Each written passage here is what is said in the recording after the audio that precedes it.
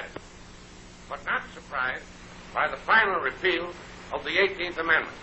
I felt all along that when this matter was properly submitted to the rank and file of our people, they would readily see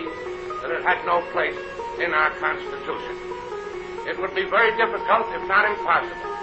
to estimate the benefit that will come to this country from the lesson taught to the coming generations